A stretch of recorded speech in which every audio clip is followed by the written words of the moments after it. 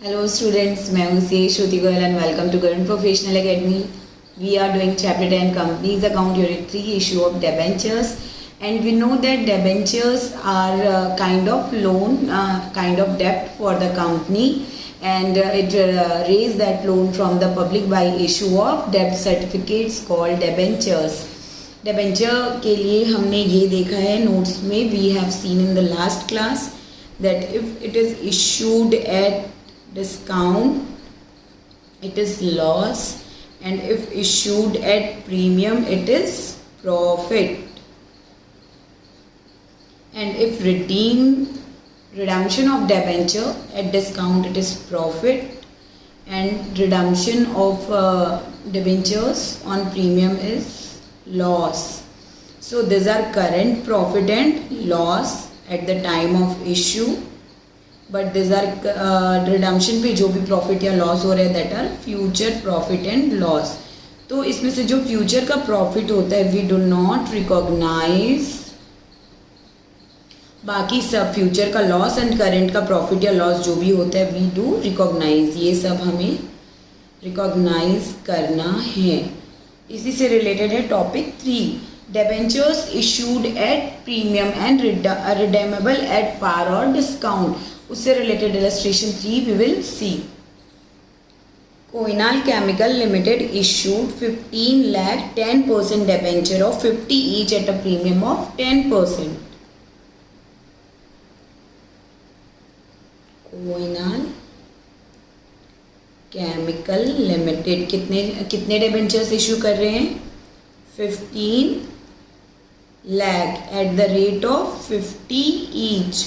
कितने percent debentures? 10% debenture. 10% debenture लिखा है, इसका क्या मतलब है? Rate of interest on debenture, rate of interest on debenture will be at the rate of 10%. Issued at a premium of 10%. Premium है 10%. कम किस पे होता है काउंट? प्रीमियम हमेशा नॉमिनल वैल्यू पे, एंड नॉमिनल वैल्यू है ₹50. Nominal value is ₹50 into 10% is equal to ₹5 हो गया ये हमारा प्रीमियम का amount. And total issue price क्या होता है? टोटल इशू प्राइस क्या होता है? Like shares, nominal value plus security premium. Nominal value is ₹50 and security premium is ₹5, मतलब total ₹55 will be issue price. अब यहाँ पे लिखा है payable as ₹20 on application and balance on the allotment. Application में कितना? ₹20. तो अलॉटमेंट में कितना हो जाएगा? अलॉटमेंट में होगा 35. कैसे? टोटल इशू प्राइस है 55 माइनस 20 इन एप्लीकेशन, तो बचा 35 will be on allotment. Total here 55. अब प्रीमियम किस में इंक्लूडेड है? क्वेश्चन में देखते हैं. अगर क्वेश्चन में स्पेसिफिकली बोला है देन एप्लीकेशन में इंक्लूडेड मानेंगे. अगर कुछ भी नहीं बोला है तो विल अज्यूम कि वो अलॉटमेंट मनी में इंक्लूडेड है. Debenture are redeemable at par, मतलब जो नॉमिनल वैल्यू ₹50 उसी पे रिडीम करेंगे, ना प्रॉफिट है ना लॉस है. All the money due on allotment was called up and received.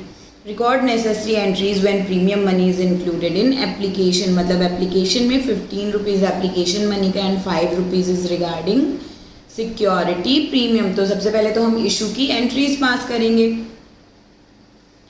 application पे जब money receive होगी तो bank account debit to debenture application account, debenture application account. Now यहाँ पे लिख दीजिए रुपीज़ इन लैक्स, क्योंकि यहाँ पे 15 लाख शेयर्स हैं. Now we will do 15 lakhs into 50, लेकिन वहाँ से लैक्स हटा देना है, 5 zeros रिड्यूस कर देने हैं. क्यों? क्योंकि वहाँ पे हमें पता है कि 15 lakhs है, ऊपर में रुपीज़ में लैक्स लिख दिए हैं, इसलिए we will write down only amount. 15 lakh shares के ₹20 के अकॉर्डिंग एप्लीकेशन में रिसीव होगा. That is 300 lakhs we will receive on application money, जिसमें ₹5 है प्रीमियम के एंड ₹15 है एप्लीकेशन मनी के. तो to debenture application account debit application debenture application account debit by 300 lakhs to security premium कितना 15 into 5 that is 75 lakhs and to debenture 10% debentures account 15 into 15 that is 225 total हो गया 300 जिसमें से 15 rupees 10% debenture account में and 5 rupees गया कहाँ पे security premium. This is 5 into 15 and this is 15 into 15. इस तरीके से जो भी बैंक रिसीव हुआ शेयर एप्लीकेशन के साथ 5 rupees credited to security premium account and remaining money is credited to debentures 10% debentures account.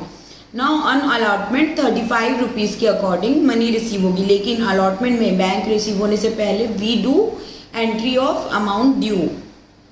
तो debenture allotment account debit to 10% debentures account. अब यहाँ पे ना तो कोई सिक्योरिटी प्रीमियम है ना ही डिस्काउंट है, तो entire 35 rupees will be transferred to 100% debenture account 525 lakhs rupees और सेम अमाउंट रिसीव हो जाएगा क्योंकि क्वेश्चन में दिया हुआ है कि पूरी अलॉटमेंट मनी रिसीव हो गई. तो bank account debit to debenture 10% debenture allotment account 525. Here is complete the journal entries for issue of debentures at premium. कोई डाउट नहीं होना चाहिए. It's just like share premium, बस थोड़ा सा डिफरेंस होगा when it is redeemed at premium, क्योंकि redemption और at premium is our loss जिसे हमें रिकॉग्नाइज करना है, जिसके लिए प्रोविजन बनाना है. अगर रिडम्पशन एट डिस्काउंट है तो प्रॉफिट है, या फिर रिडम्पशन एट पार है तो नो प्रॉफिट नो लॉस है, उसके लिए कुछ भी नहीं करना, लेकिन फ्यूचर के लॉस के लिए रिकॉग्निशन करना है. यहाँ पे बस थोड़ा सा आपको सीखना है, बाकी पूरा सेम है शेयर इशू की तरह ही, अदरवाइज कोई भी डिफरेंस नहीं है. Now we will see illustration 4. Debenture issued at par and redeemable at premium. Premium पे रिडीम कर रहे हैं, मतलब रिडीम एट प्रीमियम मतलब जिस शेयर की वैल्यू थी 10 रुपीज़ उसके लिए हम रीपे कर रहे हैं 12 रुपीज़ सपोज. तो 2 रुपये का क्या हो रहा है हमारा loss. We are paying extra money, और जो एक्स्ट्रा मनी पे कर रहे हैं that is our loss, our future loss, जिसके लिए हमें प्रोविज़न क्रिएट करना है. So read illustration 4. और ये जो इलस्ट्रेशन है उसके साथ ही हम सीख रहे हैं कि क्या जनरल एंट्रीज और क्या अकाउंटिंग ट्रीटमेंट होता है. Modern Equipment Limited issued 4,12% debentures of 100 payable as follows. Illustration 4. 4 lakh 12% debenture. 12% का क्या मतलब है कि rate of interest on debenture will be at the rate of 12% of 100 each. जो ऑन एप्लीकेशन है 30 रुपीज़ एंड ऑन अलॉटमेंट है 70 rupees. Total हो गया 100, मतलब issued at par. The debentures were fully subscribed and all the money was duly received. कोई भी tension नहीं है, फॉरफीचर वाला भी कोई केस नहीं है, जो भी अमाउंट था वो रिसीव हो चुका है. और वैसे भी डिबेंचर में फॉरफीट नहीं किया जाता. As per terms of issue debenture are redeemable at 110, मतलब रिडीम किस पे होगा 110, मतलब रिडीमेबल एट 10 रुपीज़ प्रीमियम. अब देखिए यहाँ पे हमने जब लोन लिया पब्लिक से तो what we received 100, but what will we pay back 110, 10 rupees extra we will pay per debenture, that is our loss. और लॉस कौन सा है फ्यूचर का लॉस है, जिसके लिए हमें अभी से प्रोविज़न बना के रखना है. Record necessary entries regarding the issue of debentures. तो सबसे पहले तो हम एप्लीकेशन की नॉर्मल एंट्री पास करेंगे. बैंक अकाउंट डेबिट, ऊपर में लिख दीजिए रुपीज़ इन लैक्स. कितने डिबेंचर हैं 4 लाख इंटू 30 एंड 4 इंटू 70 करना है हमें अलॉटमेंट के लिए, क्योंकि रुपीज़ इन लैक्स है तो लैक्स वाले ज़ीरो हम छोड़ देंगे. तो bank account debit to 12% debentures application account 4 into 30 that is 120 lakhs, 1 crore and 20 lakhs. Now when we will transfer this to 12% debentures account, तो 12% debentures application account debit to 12% debenture account, ये हो गया 120 and 120. Now जो ये 10 rupees का loss हो रहा है फ्यूचर में होने वाला है उसे हमें रिकॉग्नाइज करना है.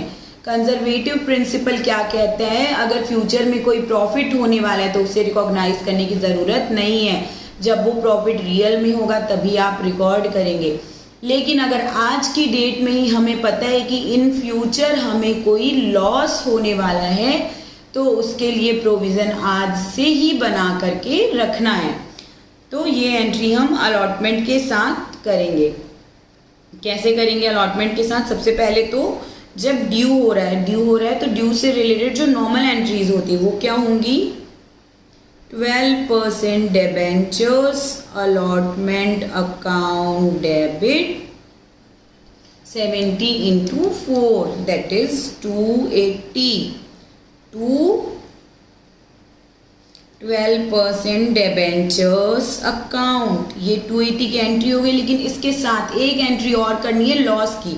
लॉस कितना है? 4 लाख शेयर्स डिबेंचर्स पे 10 के हिसाब से 40 रुपीज़ का है loss on redemption of debentures. तो लॉस है, लॉस क्या होता है? हमेशा डेबिट. तो यहाँ पे लिखेंगे loss on issue of debenture. अब यहाँ पे loss on issue of debenture क्यों लिख रहे हैं? Loss on redemption of debenture क्यों नहीं लिख रहे हैं? क्योंकि ये इशू के वक्त ही हो गए. यहाँ पे loss on redemption of debenture पे लिख देंगे तो गलत नहीं होगा, क्योंकि अभी इशू हो रहा है उसी वक्त हम रिकॉग्नाइज कर रहे हैं ये लॉस, और इशू होने के कारण ही लॉस हो रहा है, इसलिए यहाँ पे लिखा गया loss on issue of debenture. जबकि ये एक्चुअल में लॉस है रिडम्पशन के वक्त का. कितना लॉस हो रहा है? 40 रुपीज़ का. अब यहाँ पे लॉस डेबिट तो कर दिया, लेकिन फिर अब ये डेबिट और क्रेडिट मैच करने के लिए क्रेडिट भी कुछ करना पड़ेगा. तो क्रेडिट क्या करेंगे? To debenture redemption premium account 40. ये मैच हो गया डेबिट और credit. 280 plus 40 that is 320 debit में एंड 320 क्रेडिट में. तो जो फ्यूचर में रिडम्पशन के वक्त लॉस होने वाले उसकी रिकॉग्नाइज करने की एंट्री क्या हुई? लॉस है तो उसको डेबिट करेंगे. Loss on issue of debenture debit to debenture redemption premium account. और ये डेबिट ये लायबिलिटी साइड में ही रिजर्व एंड सरप्लस में debenture redemption premium account plus होके दिखेगा and loss on issue of debenture loss on issue of debenture minus होके show होगा, और धीरे धीरे वो एडजस्ट होते जाएगा प्रॉफिट एंड लॉस अकाउंट में. तो आपके पास दोनों ऑप्शन है. पहला तो इस तरीके से आप अलॉटमेंट की एंट्री के साथ ही कंबाइन करके ये एंट्री पास कर सकते हैं, और दूसरा ऑप्शन है सेपरेटली करें. बट इट्स ऑलवेज बेटर कि आप इस तरीके से कंबाइन करके करें. इस तरीके से या तो यहाँ पे लिखें या यहाँ पे फर्स्ट नंबर की तरह या सेकेंड नंबर की तरह, पर दोनों में से एक option you have to choose. ये हो गया loss on issue of debentures recognise. And now जो बैंक रिसीव होगा अलॉटमेंट में, बैंक कितना रिसीव होगा? बैंक अकाउंट डेबिट कितना रिसीव होगा? 70 into 4 that is 280 rupees to 12% debentures allotment account rupees 280. ये हो गई एंट्री. तो यहाँ पे ये एंट्री केवल डिफरेंट थी जहाँ पे आपको लॉस रिकॉग्नाइज करना था. तो लॉस हमेशा डेबिट होता है, डेबिट कर दिया, लेकिन उसके साथ किसी को क्रेडिट भी करना पड़ेगा. तो किसको क्रेडिट किया? Debenture redemption premium account. ये अगर आपको कंफर्टेबल नहीं लग रहा है तो सेपरेटली यहाँ पे अलग से भी एक और एंट्री आप पास कर सकते हैं. बाकी अगर डिस्काउंट पे इशू हो रहा है, प्रीमियम पे इशू हो रहा है, तो उसकी एंट्री आपने सीख चुकी है. नाउ अगर पार पे रिडीम हो रहा है तो उसकी कोई अलग से एंट्री नहीं होती.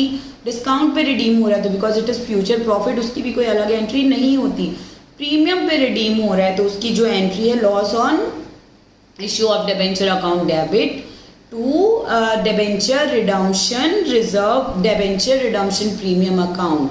बस ये एंट्री आपको नहीं सीखनी थी, बाकी सब कुछ इशू ऑफ शेयर्स की तरह ही है. आई होप आपको ये समझ में आ गया और अभी कोई भी कंफ्यूजन नहीं है. Now we will do illustration 5. Illustration 5 में क्या खास है कि जो डिबेंचर्स है वो इशू तो किए हैं डिस्काउंट पे, इशूड एट डिस्काउंट, मतलब ये हो गया loss, and redeem at premium, ये भी हो गया लॉस, मतलब double loss on issue of debentures. यहाँ पे डबल लॉस है. Let's read the question. Agrotech limited issued 150 lakh 9% debenture, 150 lakh 9% debenture eight the rate of 100 each. 9% debenture का मतलब rate of interest will be 9%. यहाँ पे जब हम जनरल एंट्री करेंगे तो रुपीज़ इन लैक्स यहाँ पे सबसे पहले लिख लेंगे सो दैट हमें पता चले और ज़ीरो कम लगाने पड़े, हमारा टाइम एंड एफर्ट सेव होगा. That matters a lot during exam time. देखिए अब यहाँ पे डिबेंचर है, इशू हुआ है एट अ डिस्काउंट ऑफ 6%. तो इशू वाला डिस्काउंट कितना है, इशू के समय डिस्काउंट है 6%. It's always on nominal value, और नॉमिनल वैल्यू है 100, मतलब डिस्काउंट का अमाउंट है 6 रुपीज़.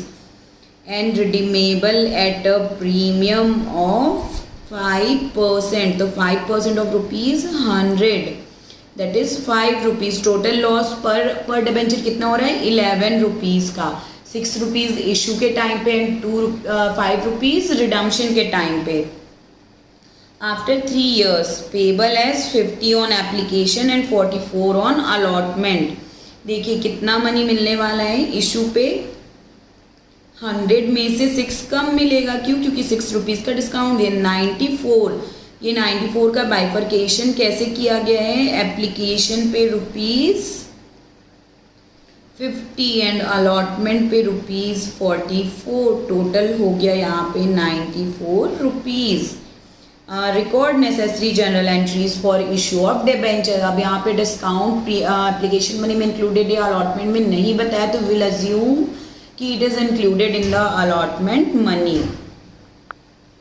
सो यहाँ पे जनरल एंट्री हो जाएगी bank account debit to 9% debentures application account. कितना, 50 इंटू 150, क्योंकि हमें पता है एप्लीकेशन पे 50 रुपीज़ है for 150 lakhs shares, rupees in lakhs. तो 50 इंटू 150 जब हम करेंगे तो कितना आएगा, 7500 लैक्स. नाउ इसे ट्रांसफ़र कर देंगे 9% डिबेंचर अकाउंट में. तो 9% debentures application account debit to 9% debentures account 7500. अब बारी आई अलॉटमेंट की, जिसमें हमने डिस्काउंट का अमाउंट इंक्लूडेड किया हुआ है. तो ड्यू तो फुल अमाउंट होता है, as we know due full amount होता है. कैसे, 9% डिबेंचर अलॉटमेंट अकाउंट, इसमें कितना डेबिट होगा, 44 रुपीज़ के अकॉर्डिंगली 150 से मल्टीप्लाई करके, क्योंकि अलॉटमेंट में कितना रुपए मिल रहा है, केवल 44. तो 44 into 150 that is 6600. And then loss on issue of debentures account debit. क्यों, क्योंकि यहाँ पे 6 रुपीज़ का लॉस हो रहा है, क्योंकि डिस्काउंट पे इशू कर रहे हैं, और यही डिस्काउंट माना जाता है loss on issue of debentures, या डिस्काउंट अकाउंट को भी discount on issue of debenture. यहाँ पे लॉस की बजाय आप क्या लिख सकते थे, discount on issue of debentures. 6 rupees से 6 इंटू 150 दैट इज हो गया 900. 6600 एंड 900 को जब टोटल करेंगे तो वो आ गया 7500. To 9% debentures account 7500. इस तरीके से डिबेंचर अकाउंट में टोटल कितना क्रेडिट हुआ, 7500 एंड 7500, पूरा 1500, 100 ईच के अकॉर्डिंग, लेकिन जिसमें से 6 रुपीज़ के accordingly 900 rupees transfer to discount account या loss on issue of debenture account. अब जब बैंक मिलेगी तो बैंक की क्या एंट्री करेंगे, बैंक अकाउंट डेबिट। अलॉटमेंट में कितनी बैंक मिलेगी, 50 रुपीज़ नहीं, केवल 44, क्योंकि हमने तो डिस्काउंट दिया है 6 रुपीज़ का, तो 44 into 150, 6600 to 9% debenture allotment account 6600। इस तरीके से देखिए, डेबेंचर अलॉटमेंट अकाउंट में 6600 क्रेडिट हुआ एंड 6600 क्रेडिट डेबिट हुआ एंड 6600 क्रेडिट, जबकि डेबेंचर अकाउंट में पूरा 1500 रुपीज़ ट्रांसफर हुआ एंड 6 रुपीज़ के अकॉर्डिंगली 900 गोज टू डिस्काउंट। अब डिस्काउंट के कारण जो लॉस हुआ वो तो हमने रिकॉग्नाइज कर लिया, लेकिन एक और लॉस था रिडम्पशन ऑन प्रीमियम का, ये लॉस वी हैव रिकॉग्नाइज्ड, पर इस लॉस को अभी रिकॉग्नाइज नहीं किया। हमें जर्नल एंट्री पता है कि जब प्रीमियम पे रिडम्पशन होने तो क्या जर्नल एंट्री होती है, loss on issue of debenture account debit to क्या होता है, जी हाँ बिल्कुल सही, अभी हमने किया है डेबेंचर रिडम्पशन प्रीमियम अकाउंट। ये जर्नल एंट्री आपको याद रखनी है, loss on issue of debenture account debit to debenture redemption premium account, क्योंकि लॉस है, लॉस डेबिट होता है और उसके साथ क्रेडिट कोई भी एक अमाउंट करना पड़ता है, तो वो क्या क्रेडिट करते हैं, to debenture redemption premium account. 5 rupees के अकॉर्डिंगली 150 दैट इज 750 यहाँ पे डेबिट एंड 750 क्रेडिट। ये हो गया हमारा complete. Now we can combine this entry, 1 number entry and 2 number entry. ये इस तरीके से भी कर सकते हैं, अदरवाइज वी कैन कंबाइन। देखिए यहाँ पे loss on issue of debenture debit हुआ है 900 से एंड यहाँ loss on issue of debenture debit हुआ है 750 से, तो टोटल कितने से डेबिट हुआ, 1650 से। तो व्हाट वी कैन डू कि इन दोनों एंट्रीज को कंबाइन कर सकते हैं। कैसे कंबाइन करेंगे, यहाँ पे 3rd नंबर पे देखिए अल्टरनेट एंट्री है, ये दो एंट्रीज को कंबाइन कैसे कर सकते हैं। 9% डेबेंचर अलॉटमेंट अकाउंट में कितना लिखना है हमें, 6600, 44 इंटू 150 के according, and loss on issue of debenture में कितना लिखना है, 1650। ये 1650 कैसे आया, 6 रुपीज़ इशू पे लॉस एंड 5 रुपीज़ रिडम्पशन पे loss, total 11 into 150 and then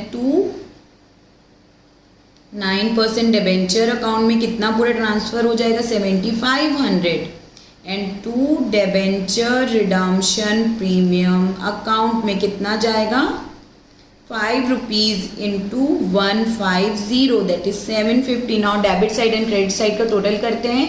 debit side का टोटल है 6600 plus 1650 that is 8250 and credit side का टोटल 750 प्लस 750 दैट इज 8250। ये सेम है, मतलब हमारी एंट्री सही है। देखिए यहाँ पे भी 9% डेबेंचर अलॉटमेंट अकाउंट कितने से डेबिट हुआ, 6600 से, एंड डेबेंचर 9% डेबेंचर अकाउंट 7500 से। इन द सेम मैनर इस एंट्री में भी वही हुआ। And debenture redemption premium account कितने से क्रेडिट हुआ, 750 एंड 750 सेम।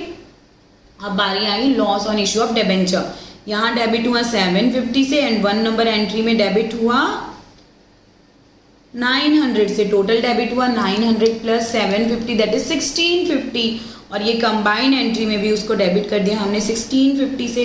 तो आइदर वेज आप कर सकते हैं, कंबाइन एंट्री या फिर separate entry, both ways will be correct.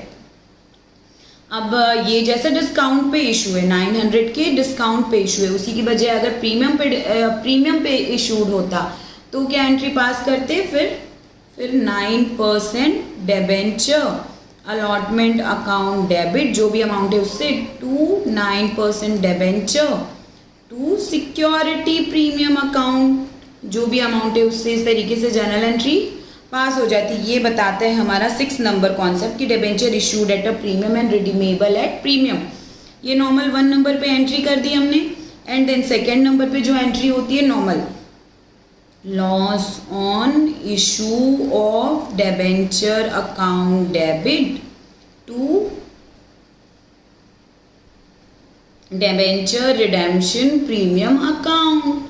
Simple, बस डिस्काउंट की जगह हमें इशू पे भी प्रीमियम की एंट्री करनी पड़ती है और इन दोनों एंट्रीज को कंबाइन करते अल्टरनेट अगर कंबाइन करते हैं तो क्या एंट्री होती है, 9% डिबेंचर अलॉटमेंट अकाउंट डेबिट, जितना भी अलॉटमेंट में ट्रांसफर करना है उससे, टू यहाँ पे और एक डेबिट होता है loss on issue of debenture account with the amount of redemption पे जो भी प्रीमियम है वो, एंड टू 9% डिबेंचर अकाउंट, ये यहाँ पे कौन सा अमाउंट आता है जो रियल में ट्रांसफर होना है, equal to allotment money amount, and to security premium account with the amount of security premium on issue, and to debenture redemption premium account with this amount of loss, जो loss on issue of debenture है उससे ये credit हो जाता है। बस इतना simple है। अगर premium issue at premium and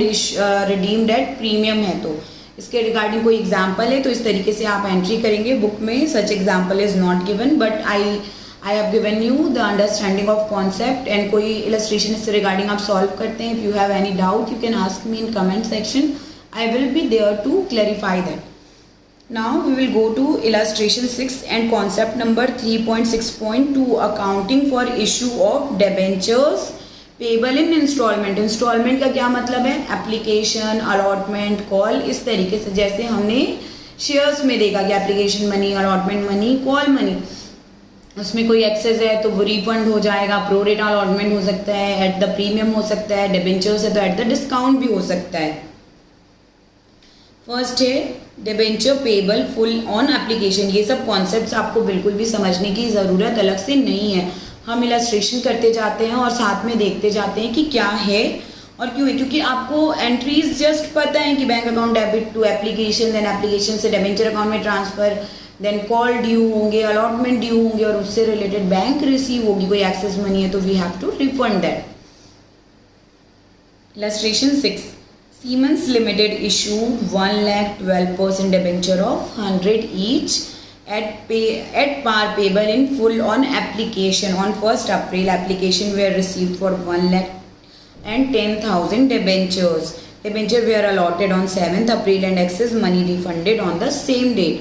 तो जब बैंक रिसीव हुई तो क्या एंट्री पास करेंगे, bank account debit to debenture 12% debenture application account, कितनी मनी रिसीव हुई, 1,10,000 इंटू 100, यहाँ पे लिखते हैं रुपीज़ इन लैक्स, तो क्या होगा 1.1 into 100 that is 1,110 lakhs receive हुए, उसमें से हमने रिफंड कर दिया तो रिफंड के लिए जस्ट अपोजिट एंट्री हो जाएगी 12% debenture application account debit to bank, क्योंकि हमने 10 रुपीज़ जो 10,000 एक्स्ट्रा शेयर पे 100 रुपीज़ मिले थे वो हमने रिफंड कर दिए, तो 0.1 into 100 10 rupees we will do refund, and अब जो भी बैलेंस बचा वो ट्रांसफ़र कर देंगे 12% डिबेंचर अकाउंट में, तो 12% debenture application account debit 100 to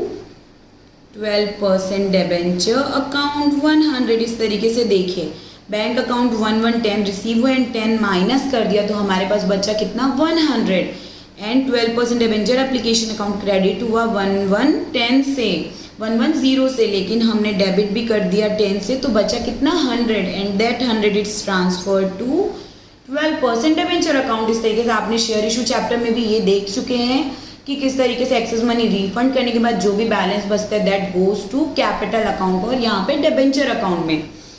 so illustration 6 is very simple. उसी तरीके से इलस्ट्रेशन 7 में भी कुछ भी नहीं करना है, जस्ट ये आपका होमवर्क रहेगा। मैं आपको ओरली विदाउट सॉल्विंग समझाती हूँ, then you will do homework of this question. कोई डाउट है तो आप मुझसे पूछेंगे, but you will try this by making in your notes. सिर्फ ऐसे ऊपर से पढ़ के नहीं, खुद से पूरा बनाना है। X Limited issued 1,12% debenture of 100 each at a discount of 10% payable in full on application by 31st May 2017। 10% discount में मतलब 90 रुपीज़ केवल मिलेंगे एप्लीकेशन में, एंड 10 रुपीज़ कहाँ चले जाएगा, डेबिट हो जाएगा डिस्काउंट अकाउंट में, डेबिट हो जाएगा 10 रुपीज़, या loss on issue of debenture या discount on issue of debentures में डेबिट हो जाएगा।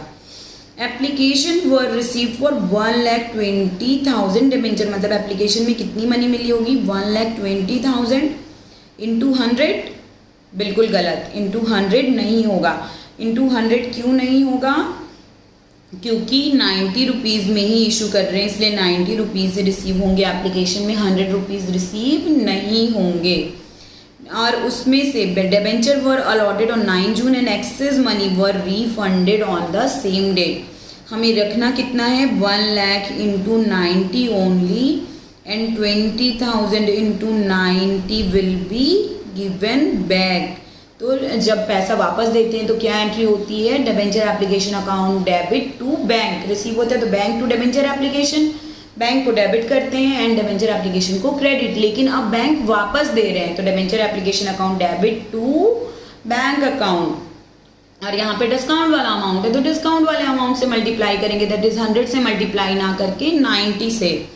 एंड फिर जब हमें वो डिबेंचर अकाउंट में ट्रांसफ़र करनी होगी मनी, तो एंट्री क्या होगी, डिबेंचर एप्लीकेशन अकाउंट डेबिट 90 के हिसाब से, discount on issue of debenture 10 के हिसाब से, एंड देन 12% डिबेंचर अकाउंट में पूरा 100 into 1 lakh into 1 lakh and into 1 lakh, simple. तो ये एंट्री है, मैंने आपको समझा दिया है किस तरीके से जनरल एंट्रीज होंगे।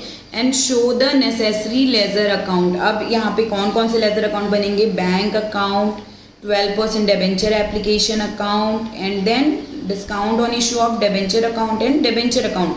4 लेजर भी आपको बनाने, आपको बहुत अच्छे से आता है कि जनरल एंट्रीज के बाद डिबेंचर, जनरल एंट्रीज के बाद उससे लेजर में पोस्टिंग कैसे करनी है। बैंक अकाउंट में you are receiving and refunding both, उसके बाद जो भी बैलेंस बचेगा that will be balance carry down. Application account तो सेटल हो जाएगा।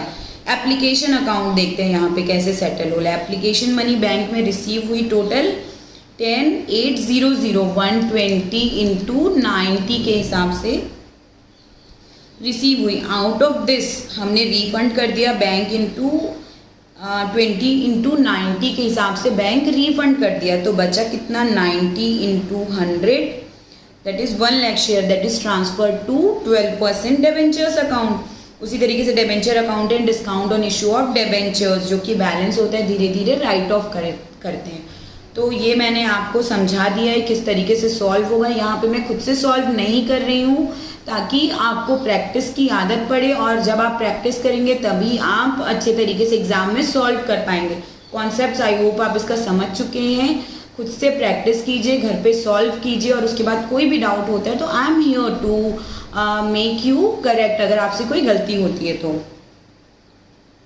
नाउ नेक्स्ट टॉपिक है issue of debenture as collateral security, and further some more topics we will discuss in next class. तब तक के लिए keep studying, be motivated, keep practicing and believe in yourself. Most important thing कि खुद पे यकीन रखिए, आप जो चाहें वो कर सकते हैं। जस्ट आपको सोचना है कि मुझे ये करना है, उसके लिए स्ट्रेटजी बनानी है कि कैसे करना है, एंड अगर आप वो स्ट्रेटजी फॉलो करते हैं बहुत अच्छे से, उस पर भिड़ जाते हैं, तो फिर आपको वो अचीव करने से, वो गोल अचीव करने से कोई भी नहीं रोक सकता है। इसलिए खुद पे यकीन रखिए एंड आपने जो भी गोल डिसाइड किया है उस पर फोकस्ड रहिए, and you will achieve your goal for sure. So keep studying. Thank you so much.